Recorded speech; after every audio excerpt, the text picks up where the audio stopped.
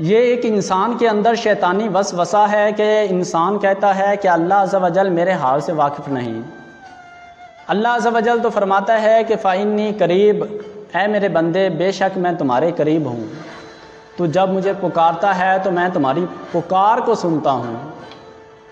بلکہ اللہ عز و جل تو فرماتا ہے کہ اگر کسی درخت سے کوئی پتا گرے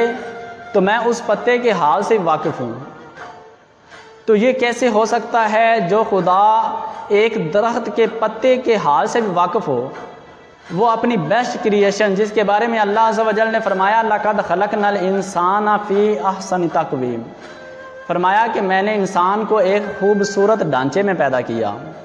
تو وہ اپنے بندے کے حال سے کیسے بے خبر ہو سکتا ہے؟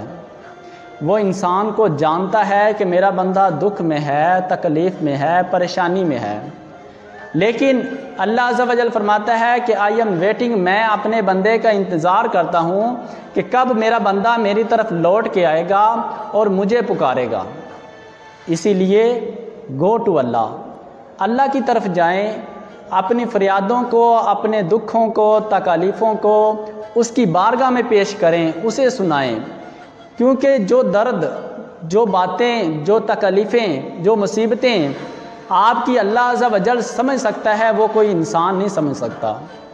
اسی لیے ہر پریشانی میں، ہر دکھ میں، ہر تکلیف میں اپنی فریاد کو اللہ عز و جل کی بارگاہ میں پیش کریں، کیونکہ وہ کہتا ہے کہ فَإِنِّي قریب، بے شک میں تمہارے قریب ہوں۔ وَإِذَا سَأَلَكَ عِبَادِي عَنِّي